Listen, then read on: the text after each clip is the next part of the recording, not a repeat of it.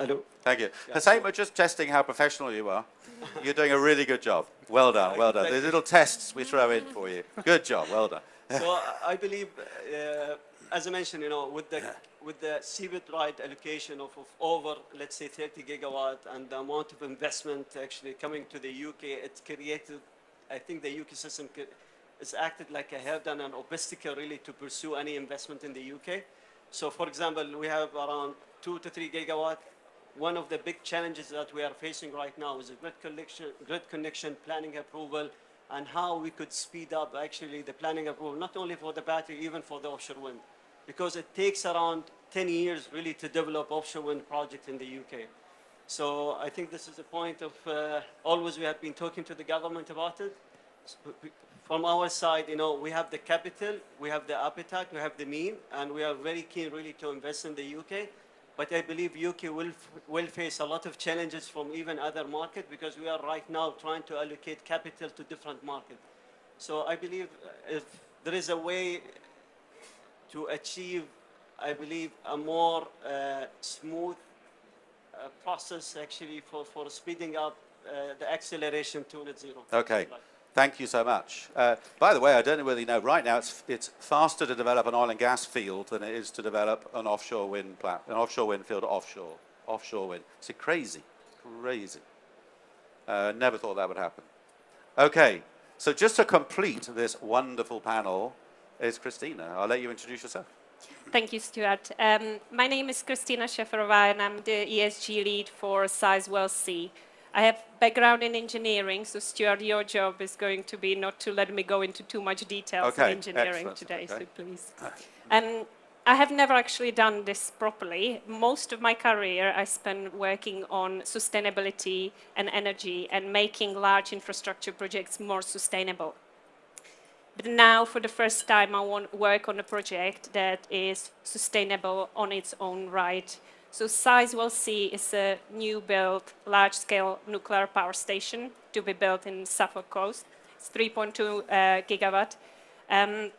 Once operational, it will generate electricity for 6 million homes.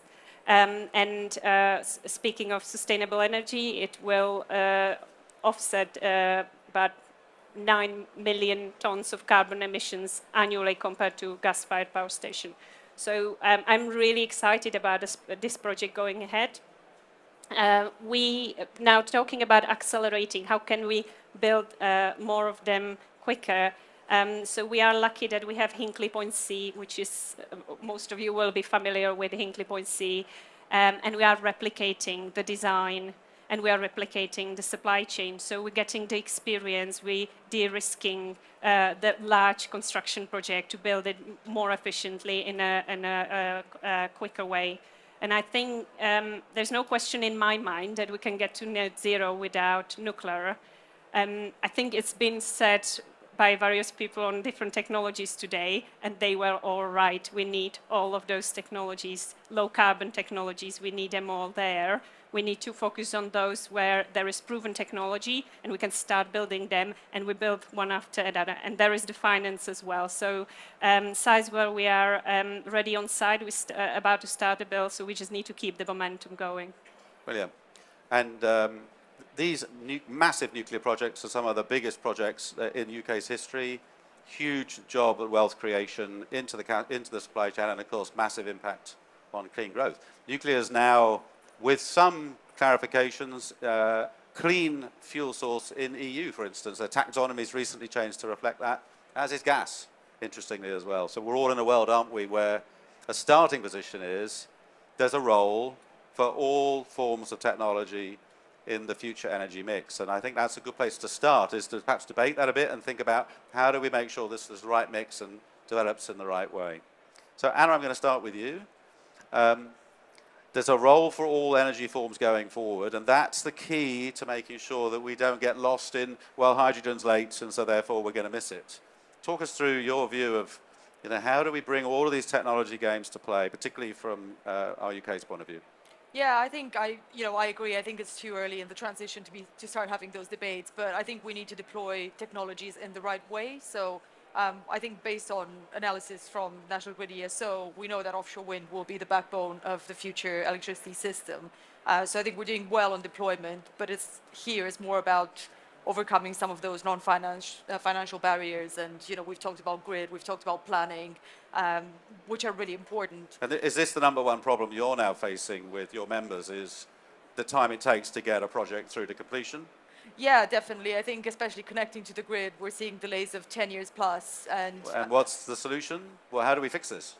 I think in terms of how we fix it, there's some work going on from National Grid in terms of managing the queue a bit better. We've had this first come, first serve approach for quite a long time, and the queue is just really clogged with projects that maybe aren't quite as advanced. And because they take up the place in the queue, it means you can't connect the projects which are there and ready to go. So I think that's step one. It probably needs to be a bit more forceful to ensure that enough is removed from the queue that we can actually see a difference in terms of deployment. And I guess just in terms of the other technologies, ensuring that we've got a route to market for most of them. I think we've got CFDs for offshore wind, for onshore wind, but if we think about flexibility and storage, there's way more that we need to do there in terms of getting the business models right. Do you think, and then I'll move on to Sarah, do you think we're at risk of missing our targets because of these delays now in getting projects through? They're taking 3 to 5 years longer than we planned when the net zero strategy was pulled together. I think it's not a foregone conclusion, but it's becoming increasingly difficult. And because we need to build at an accelerated pace, well, you do wonder in 5 years, are we just going to face much longer delays, and are we going to be grappling with the same issues? And I think, stuff like planning, stuff like building the transmission infrastructure, we've been talking about this for quite a long time, and we still aren't seeing the difference on the ground. So I guess, just much quicker policy development, because actually just referencing back to the US, they've got this, they're throwing money at all technologies, but we've got a chance to be better here in sorting out the grid and in sorting out planning, and just offering a clear route to market for investors in that way. And UK is still the world's number 2 producer of offshore wind. We were overtaken by, anybody know which country overtook us in offshore wind production 2 years ago? China is right. China is well done, sir. China. By far the number 1, from nothing to completely overtook is amazing. So, okay, offshore wind is obviously a big part of the solution, but we've got major delays. It's becoming a concern. There are other models, though, for wind power that we need to think about now that may be changing the model. So Sarah, let's come on to you. This idea that there's a role for all technology, we get this. But is it not so much the technology, but the business model, perhaps, that will shake things up? I think it's everything, basically. So you've got you've got technologies. We need all different technologies, but I think it's about recognizing that there will be a whole range of different business solutions. So we're not saying consumers should own every single energy asset in the UK, but it's saying consumers should be sat at the table alongside pension funds, utilities and infrastructure funds, because they're fantastic assets to own, and quite frankly consumers should be able to own them and then get the protection from the stable priced electricity that delivers. And your model, how does it work? So your model is that you need, how do you fund it? So how does it consumers work? fund it. So it's working, you're growing quickly, right? So exactly. So we've got a wind farm. Our second wind farm is under construction. On average, consumers pay around £2,000 to buy their individual share. It's around a kind of credit card size. I can see Hussein looking at that, thinking that's not a bad deal. He might get so you get buy a bit like rooftop solar, but you own a little bit of a wind farm. Pay your £2,000, and then you get your share. That £2,000, which is roughly what's more than would be needed to generate all the electricity for a typical household, you then get savings off your bill. So, yeah, at the moment, members of our first wind farm saved about £300 last year. They're set to save about £900 this year because the prices are high. The cost of generating electricity from the wind farm hasn't increased, so their savings increase. So it's a way of protecting consumers from spiking prices. And it kind of like there's a lot of talk about decoupling electricity and gas prices. The Ripple model already does that, and we've proven that it's done that right through this price crisis because our members, their net bills have been protected. So, but on this idea that there's a role for all technology, do you agree with that, or is it, from your point of view, there's just a role for consumer-led decision-making? That's what matters. And therefore the technology is fine, but the more the consumer can have a say on what they get, that's what will drive investment going forward. I mean, we are only going to offer fuel-free renewable technology, so only sort of wind and solar. But yeah, there will be nuclear mix. I'm not sure I would agree that gas is, I wouldn't agree with the EU that gas is necessarily green, but you know, there will be a mix. If the gas is a couple of percent in the mix, that's not a disaster, you know. But yeah, it's about a mix of the ways of doing things. I think it's not just, you know, there's a big focus on technologies, what's going to be the technology mix, but actually it's about the ownership mix, the kind of business model mix as well. There's just so many new ways of doing things that net zero opens up, and Ripple is one of those many, many really cool and exciting ways of doing things differently. And this is because the investment level is low enough that people can buy in. So they couldn't buy into a nuclear power station, or they couldn't buy into a normal power station of any kind. You know, because it's a co-op model, your liabilities are limited. I'm not sure that would so necessarily work with nuclear. The liability level is okay. Exactly, but yeah, so, you know, cost of rooftop solar, £5,000, £6,000, £8,000. The cost of owning a bit of a wind farm is £2,000. It's a bit more for a bit of a big solar farm, but you know, the core concept is it's so much cheaper to build a wind farm that can supply 20,000 homes than it is to put solar on 20,000 homes. It's way, way cheaper, like a third of the cost of doing it. So it's enabling thousands of people to come together and access those economies of scale together rather than having to do their own little scheme, which is so much more expensive. Okay. But we're still focusing on, is there a role for all technology? Because everybody uses it. It's another one of those throwaway things, isn't it? From a policy point of view, innovation point of view, is that the way your policy is pursuing it? Well, innovation is one of the aspects in the role in getting to a secure system, and clearly within our directorate, that's the area you focus on. I think particularly in my group where we're looking at storage of flexibility, we're recognizing clearly the transition is happening. We're getting increased capacities. There are some constraints on the system as well, but there's a big role for flexibility to play in that. And there is still a role for innovation within flexibility. And I think we've heard a number of talks here today as well, talking about, you know, you have demand side flexibility, you have the supply side in terms of storage. There's the market reform with a lot of people talking about, and then the REMA work going on. There's a lot of work to be done that innovation can influence to inform those policy decisions for the future. That doesn't necessarily answer Hussein's question around planning permissions. That's not in my policy area. But it's more how can we fund innovations, not only for the technology development, but actually start bringing all these things together. And you know, at the moment we have some new initiatives looking at, such as the Alternative Energy Markets Programme, for example, which is trying to bring in the technology, the market, potential market reforms, consumers into that, and because a flexible system needs all those people to work together for it to work efficiently. I think there's still a lot of gaps at various points within technology, data digitalization within the system, for example. How are all these technologies going to work together? So our focus in my group is particularly around that area of storage. It does feed in directly as one of the sources of evidence into key policy questions, including, you know, standardization, you know, smart secure energy system consultation work, REMA, and including the large-scale energy storage work, which the government's been talking about recently as well. So I think innovation is still key. There is a question of whether innovation perhaps needs to be thought through a little bit more transformatively, perhaps, than previously was just technology. For the last 10 years I've been doing this, we've done some great technology development.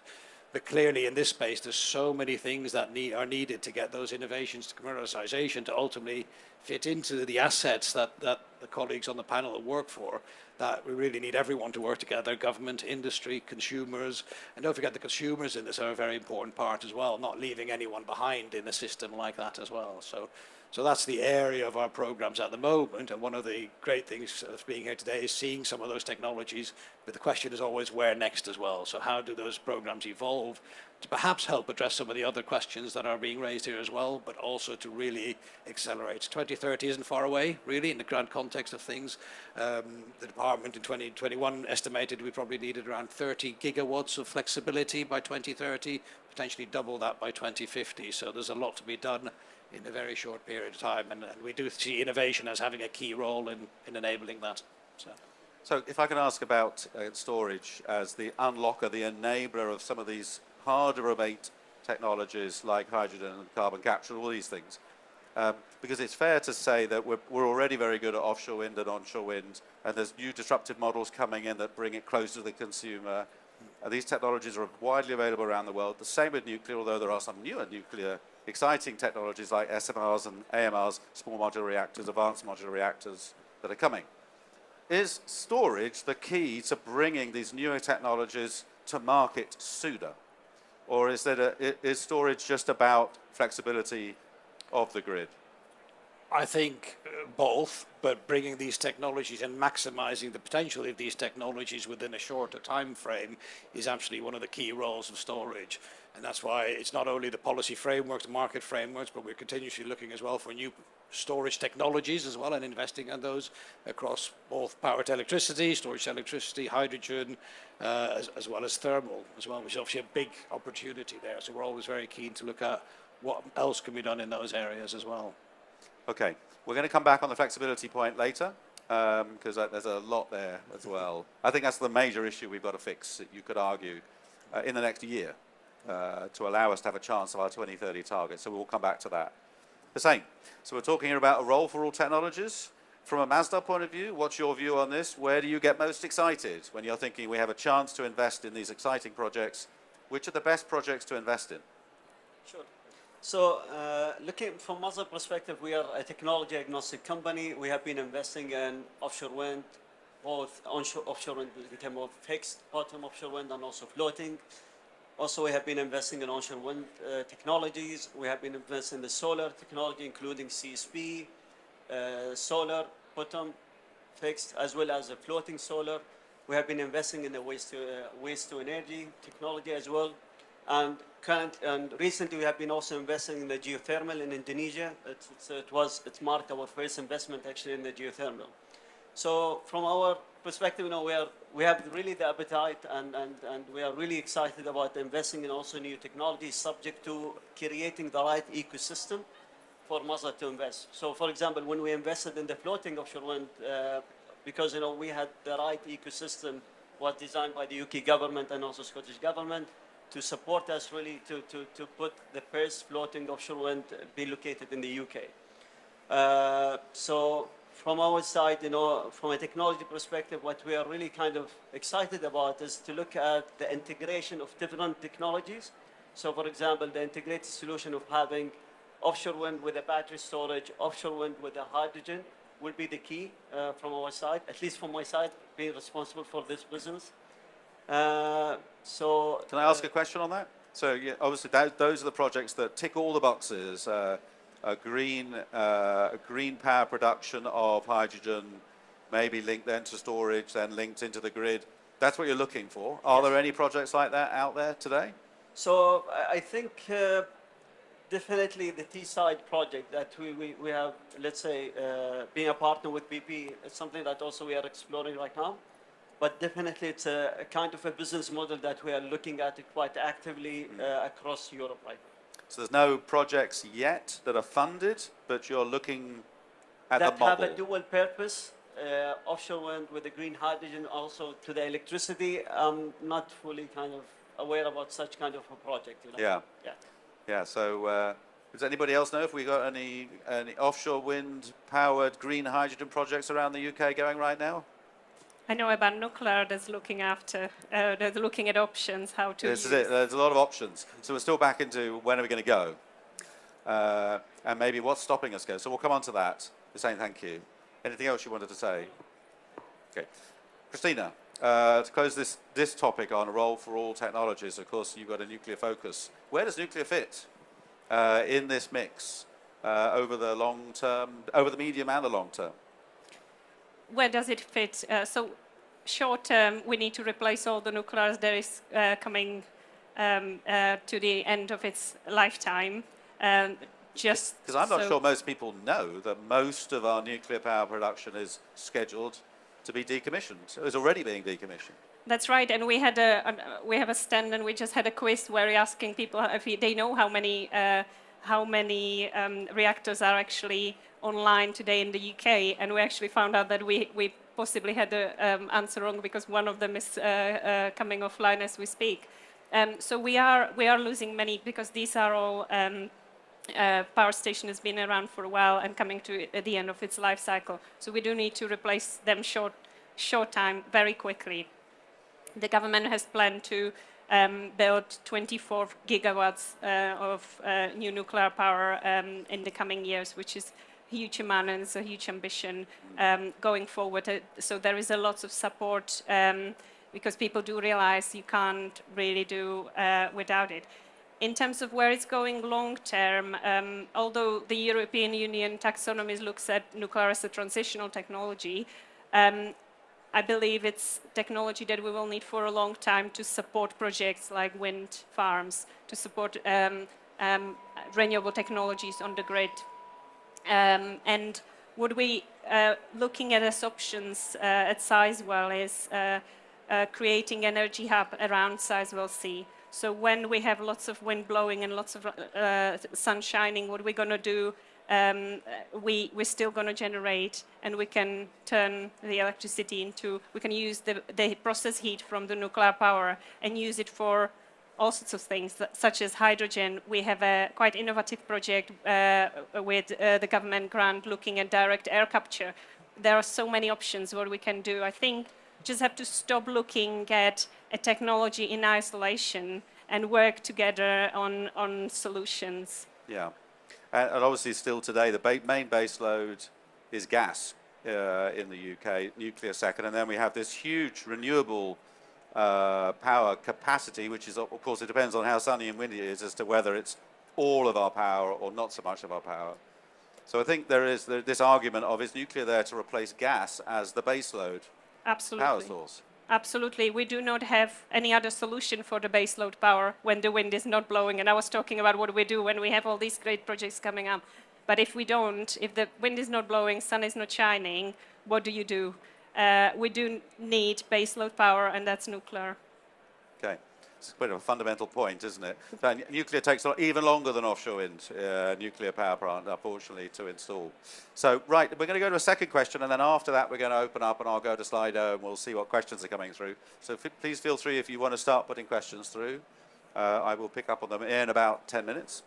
I think the number one topic that I've heard in the panel before us, and has come through here, particularly Bart emphasised this, but others too, is this is all based on an assumption that our grid capacity, both gas and electric grid, can handle it.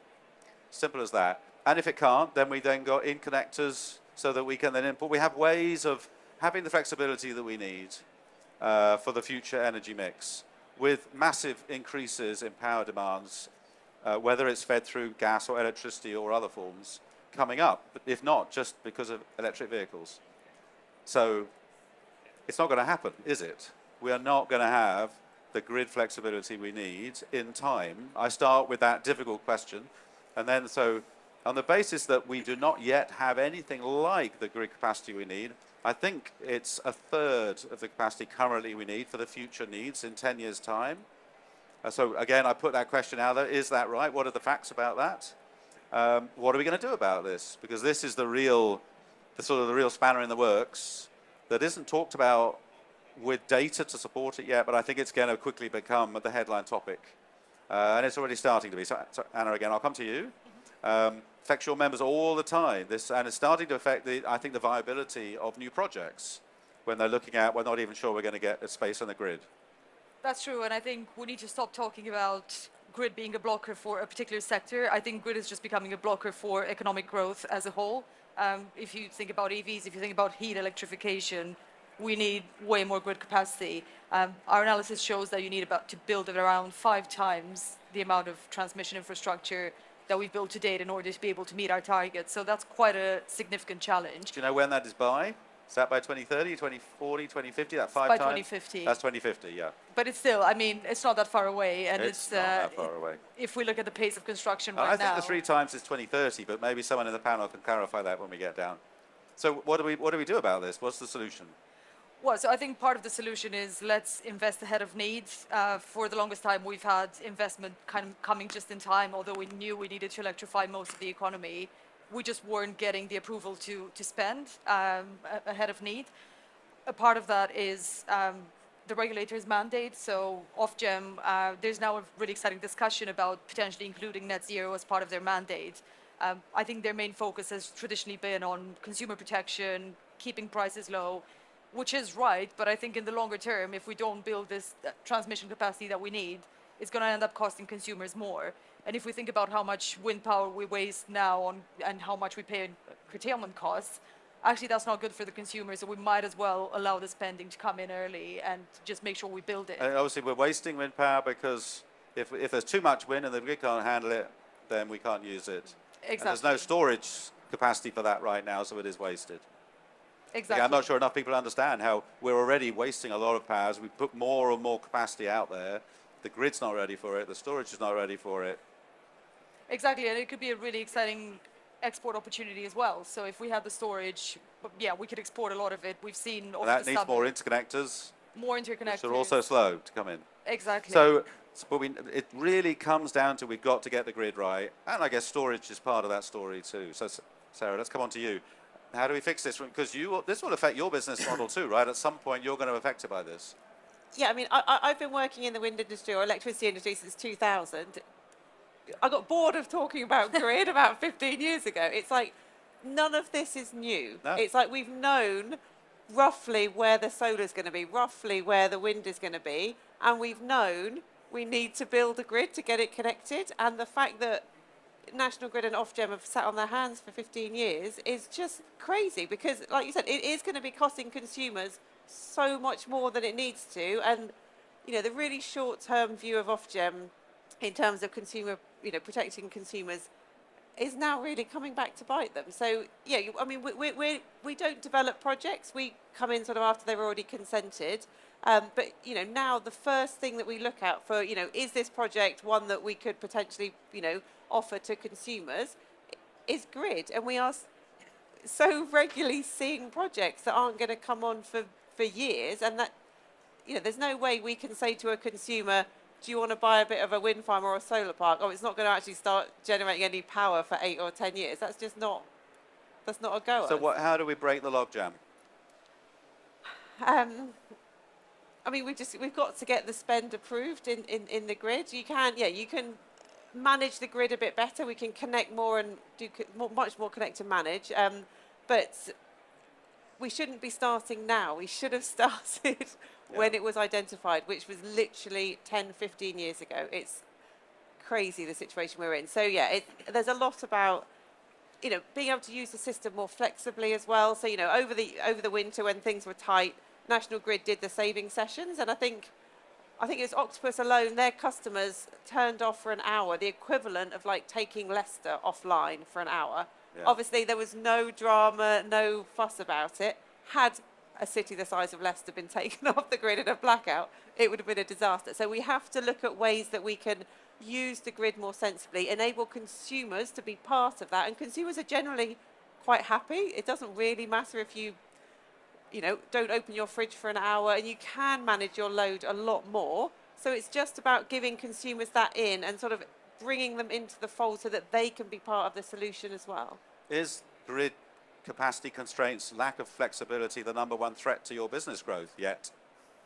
Not yet, no. I mean, because there are still, you know, the UK pipeline is still very healthy, and we look at projects, you know, that have already been consented for a while. So generally, they've got in the queue, you know, a fair few years ago. But, you know, in 5 or 10 years, then, you know, it would be for anyone in the renewables industry, because if you can't connect to the grid, you're not going to have a supply chain because there's not going to be any projects that are getting built. So it's going to affect absolutely everyone. Bart, help us out here. You don't have policy responsibility for all of this, I know. Nope. But help us. So I start out with that. But help us out with. There must be some progress, some answers, some discussions being held about how to address this. It's not a new topic, but the train is coming at us, isn't it? You know, well, as is 2030 coming at us as well. Well, from our perspective in the innovation space and in flexibility and storage, this is what the colleagues are talking about as well.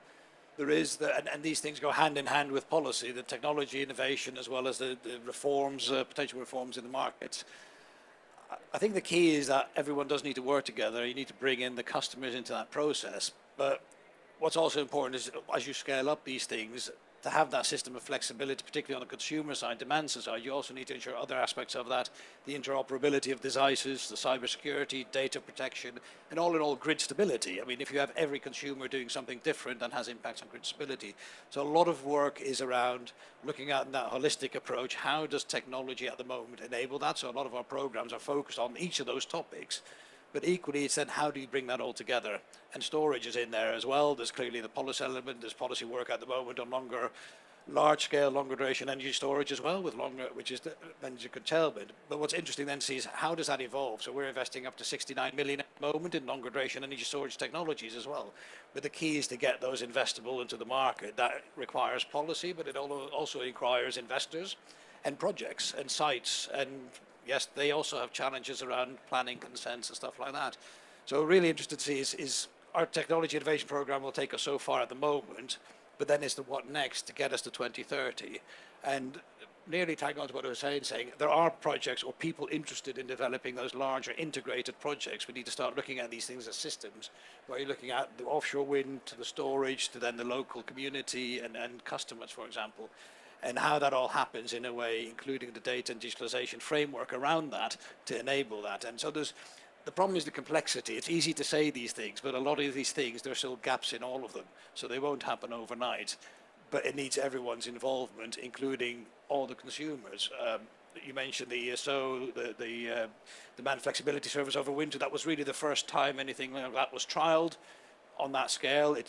We're still evaluating with ESO what the outcome of that is, but the learnings of that will feed into what you can really achieve. And when you look at a real interoperable system where we understand how the consumer wants to participate as well, because we can't just assume everyone is going to be able or wanting to participate, you can then maybe drive your innovation and further deployment to enabling a system where people can live their lives as they do today. The system behind them might function differently. So I think the answer is it's complex. There's a lot of activity happening now in policy areas. There's stuff around standards and innovation. There's stuff around the markets.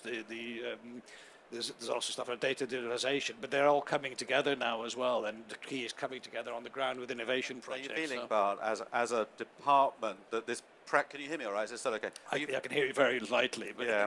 Are you feeling like that the pressure is growing from all these? From all of these players that are out there saying, are you going to be ready? Are you going to have the grid ready for us? Does it feel like the pressure's growing? It must do, right? Well, I mean, there's obviously events like this show the interest in net zero. Though you only have to hear to some of the conversations. I suppose people can decide for themselves whether the pressure is growing. But there's a lot to do. There are constraints in areas. There are still innovation gaps that need to be met. I think time is not on our side. Clearly, with 2030 around the corner. So the key is how do you get to that point? And I think everyone really needs to work together. Government departments need to work more integrated together with industry and suppliers, as well as a lot of the innovation agencies out there as well, to try and deploy that. But I think, maybe go wrong on Hussein's experience as well, innovation can go so far, but there's a balance of risk. Because when you're investing in a large-scale project, often the constraint is getting innovation into those projects. So you get your innovation so far, where does it go next? And when I started in this job nearly 8-9 years ago in offshore wind, we hit a similar thing at the early days, and it was very difficult to get the innovations into the turbines because it added risk to the project, making them investable. And that's a challenge I think now we're facing in a much more complex environment around flexibility and storage. So again, something to overcome that isn't only on the policy side, I think, but working together we need to try and overcome. Yeah, and offshore wind, if you want to use that example, of course, it's a simpler problem to solve because it's just an input into an existing system. The system flexibility is the whole system that has to be innovated. A lot of variables. So the complexity is clear, but is there a plan now to get there, or is there still we're working on the plan to get to 2030 and the system flexibility that we need? The Smart Systems Flexibility Plan, the data digitalization strategy set out a policy perspective of the key priorities the department has, and that is being worked towards on many facets. From innovation, we have the Research Innovation Framework, which pulls together all the departmental things through the Net Zero Innovation Board. So all these elements are coming together, and clearly we're currently in an existing spending review period where we have an existing innovation program. There's a lot of work towards that period. General election coming up, hopefully new spending review after that. Talk about a spending review. Let's come on then to Hussein, one of UK's biggest inward investors in energy terms. Do you look at this system flexibility issue as a threat for you to continue to invest in the UK? No, from our side, we believe flexibility and especially storage, we believe it's going to act as a natural hedge for us as Mazda because we are investing in the supply side, but also in the downside and the downstream, actually, we believe it's perfectly fit, from our side. So from that angle, we believe it's a complementary kind of an investment. But just So you mean you're investing upstream in the green power sector, and you're investing downstream Yes. in a number of more sort of emerging projects to create the demand. Yeah. Okay. Yeah. Also, at one point of time, we were looking even at, let's say, solar rooftop. We are looking at as well in the trading and retailing part of the business, because it's really important to be closer to the consumers because, we are also facing or noticing, kind of a trend of being exposed to the merchant exposure, in the market. So we need to be prepared as a company to accommodate such kind of risk. Yeah. And in a way, your investment may be one of the things that unlocks solutions to this complexity. Is there more you think we need to do as a country Yeah. to bring in more money to solve these problems? Yeah, I think when I look at the UK market, as I mentioned, and I keep mentioning to everyone, around the world, it has been, let's say, pioneer when it comes to the market design and also policy and regulation. And I believe, now we are entering to an era of a lot of competition happening around the UK. So UK need to step up the game. And looking at a couple of publications from the UK government about options on how they would like to design the market, it's really important to really take an action. It's good to have it in paper, but taking an action and be at the forefront will be really important. So market design and making sure, you design a market for future with the clear target will be an important. I think on the area and the policy and regulation, it's really important to speed up on let's say, the grid, the planning approval, and also opening up investment into the transmission system because, we believe it's still lacking a lot of investment really to advance, let's say, the grid, to accommodate for all load or the supply, that's expected, from offshore wind and also other technology. I believe the third part of it also to look at the downside, downstream, on the retail market as well as on the storage market. I think there is a lot of innovation that need to happen there. I believe we are all saw what happened a couple of maybe last year and the year ago of how many retailers went bankrupt, and this was related mainly to the market design. So because at the end, consumer will be impacted and it's going to also impact the UK economy as an overall. So making sure that you design the market that really addresses all kind of issues and the risk across the supply chain will be important. Market design. It's a pretty fundamental challenge, isn't it? Christina, we'll come to you, and then we're going to open up to some Slido questions in the last 10 minutes. Nuclear, then, is system flexibility a challenge for you, or do you have the luxury, Christina? Do you want to finish, Hussein? No, it's all right. Okay. Do you have the luxury of feeling like you're a baseload provider, it's automatically planned into the grid, so this is not a challenge for you? As I said, I think it's important not to look at things in isolation. So this is all important. It is, the grid flexibility is absolutely important. And I think maybe something that hasn't been mentioned before. So we talked about the financing. We need to invest more. We need to bring the technologies up to speed. We need to work on storage. But lots of it has to do also, or the planning system being a problem, lots of it. We also need to think about the local communities where we're going to be upgrading the grid, where we're going to be putting the pylons and substations and everything else. The planning system is slow, but it's in place for certain reasons and to keep some checks and balances in place for making sure that we're protecting the environment, the local communities. And we need to keep this in mind when we're looking at how to speed up the process. So if we start upgrading the grid and we're looking at projects where we're building something in the middle of nowhere where just impacting small community, just need to do it right. We need to make sure that the projects that are being done, financed, and solutions are there because the technology, I think the technology is really, we know exactly for, Sarah was saying, we know for a long time what we need to do. We just need to start doing it and do it right and bring the public with us. Because if there is support from the public, if there is the understanding that there is an issue, because we all know, most of the people, I'd say, know about this problem for a long time, but it's not the general public who we are building some of these solutions on. So yes, it is concern of ours as everyone else, and yeah, I wanted to mention this last aspect, that it's hugely important. And I think Sarah's business model, bringing people, kind of show them what they're investing in, what it actually is happening, have their hands on it. It's one way of doing things. Bring people on board and show them why we're building this pylon right there. Why is it important? Yeah. So, I mean, I don't know how you felt, but it's been a fascinating discussion. We've got 10 minutes left. I'm going to quick fire through some questions on Slido now. I'm going to start with Bart on how can we ensure we're working with other nations to secure a net zero future? So it's how collaborative is the UK with other nations to solve some of these problems, like system flexibility, like storage, so, regulation delays and so on? Well, to be fair, I mean, we have two initiatives we're generally involved with at the moment. There's a large initiative called Mission Innovation, which has now been in its second iteration, so it's Mission Innovation 2, where we are leading the Green Power mission as the UK in that. And this is really a network, an international network, where you get together to not only share your progress that you're making on an innovation front, but share knowledge about common challenges and how they might be addressed, as well as how the world is progressing towards net zero, really. So that's one of the flagships international collaboration programs. And then on more specific natures, there's a lot of technology networks around that we are still involved with internationally as well. So we have a specific one at TCP on energy storage, and there's one around flexibility as well. So there's a lot of engagement there.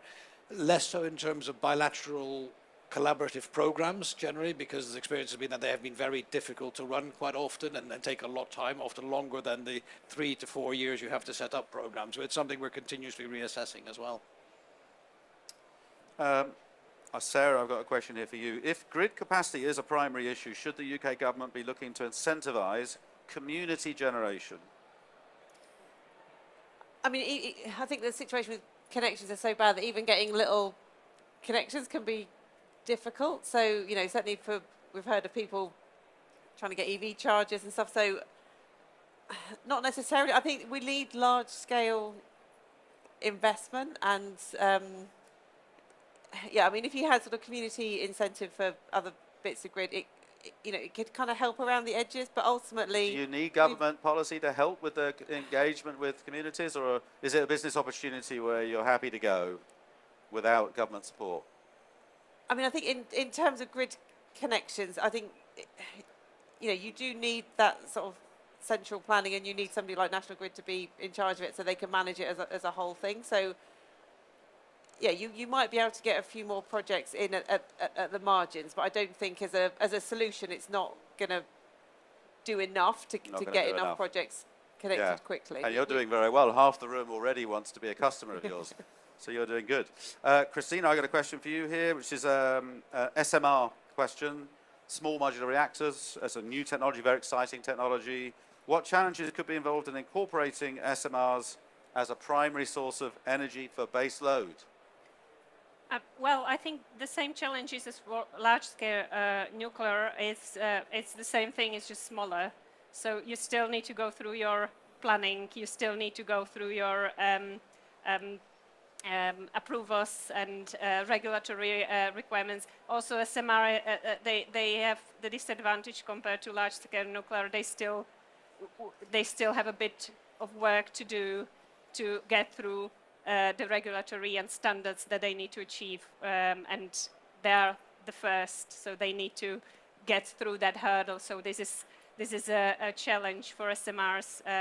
But I think I was thinking about it now, and again, when Sarah was talking about have your own wind turbine, I would love to have my own little nuclear own power station, although we do all of us taxpayers in the UK own half of Sizewell, but it would be quite interesting to see whether this technology could be we could all own an SMR. Speed up by new innovative ways of. Cool. That could be a good headline. I love that. Yeah.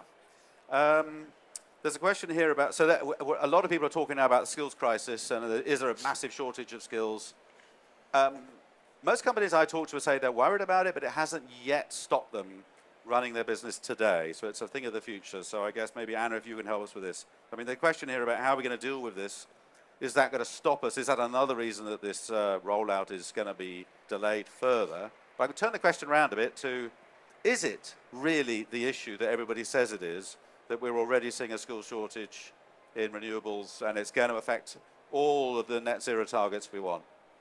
I think there is a shortage across the economy, and I think particularly if you look at the competition between technologies, something that we've noticed quite a lot is... And what I'm going to do now is just, sorry to interrupt you, let's do a hands raised. Who works for a business where you are already having to turn away work because you don't have enough people? So not that your company's talking about, oh, we're worried about it, but actually you're losing work because you do not have enough people. Okay, so that's a good straw poll. That's a happy room. I love that. And this is what I normally see, which is we know it's a problem, but most businesses today are still just about handling it. Yeah, So I think it's coming.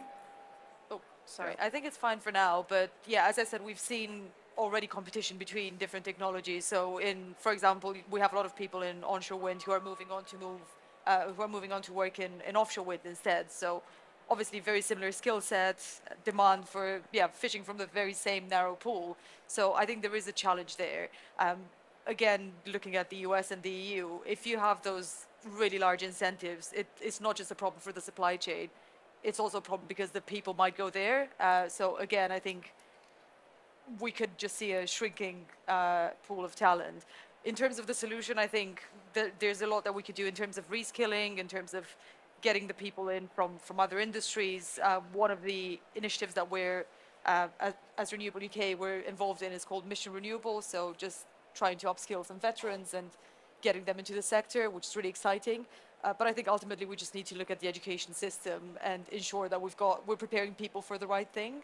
And also there's a better connection between what we're teaching people, what employers need, because ultimately if you're going to embark on a really long course, you need to make sure there's a pathway into employment.